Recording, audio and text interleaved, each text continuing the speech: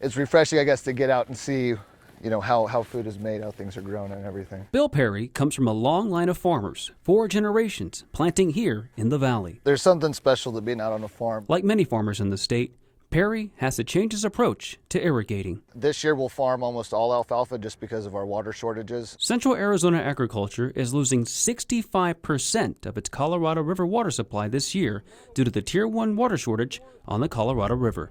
A possible solution comes all the way from Israel. I think this is a really significant, profound way to continue to support agriculture in the state of Arizona. Orestes Morfin with the Central Arizona Project is talking about NDRIP. It claims to be a cost-effective drip irrigation that uses less water, requires zero electricity, and no filtration, solely using the power of gravity. CAP is part of a collaborative effort with NDRIP, the University of Arizona, and the Colorado River Indian Tribes, or CRIT, who are testing the idea here in Arizona. With our first 2 runs at CRIT, we conserved between 40 to 50% of water that was otherwise would have been used in flood irrigation. Perry does tell me that he is seeing positive results on the pilot program, using 25% less water on his cotton field and 40% less water on his alfalfa field, yielding a similar or even better crop.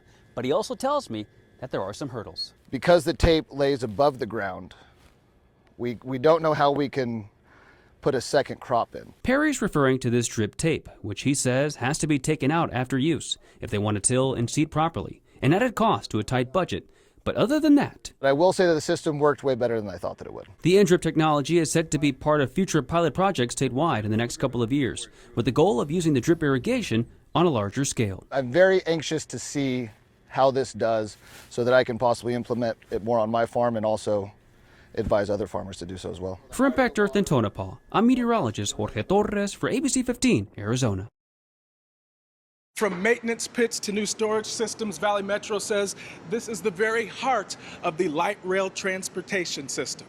A look behind the curtain. Originally built in 2007, the Operations and Maintenance Center is what keeps the trains and streetcars working and on the tracks. Valley Metro CEO Scott Smith talking bigger picture. One basic goal, which is to connect communities and enhance lives.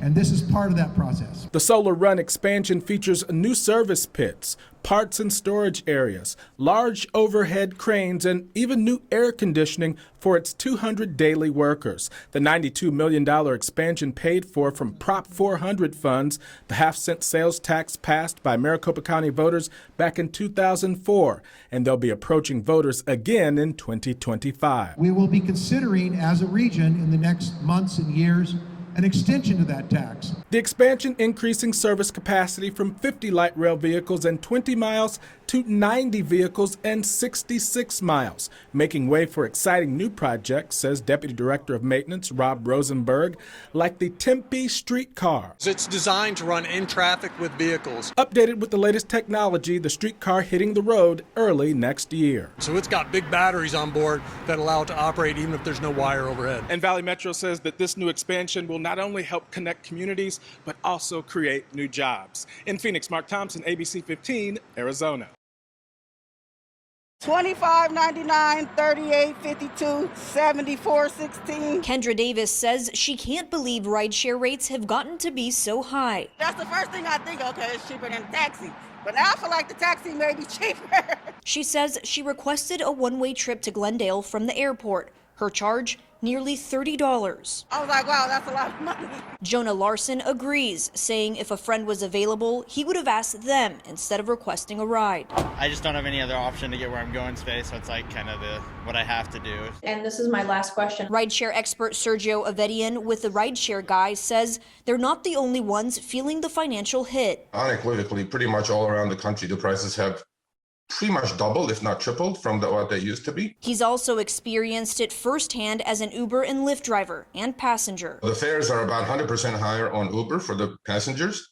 On Lyft is 100% higher than Uber. So why are rates so expensive? Avedian says there's a shortage of drivers, For me, that's number one. The people figured out, I'm worth more than this. which is why he says rideshare companies were forced to increase incentives for drivers and maintain them while also making a profit. The prices are never going to go back to what they were pre-pandemic. Hopefully some new competition maybe comes in to help lower the prices. And if not, I don't really like buses, but I think I might go with a bus next time.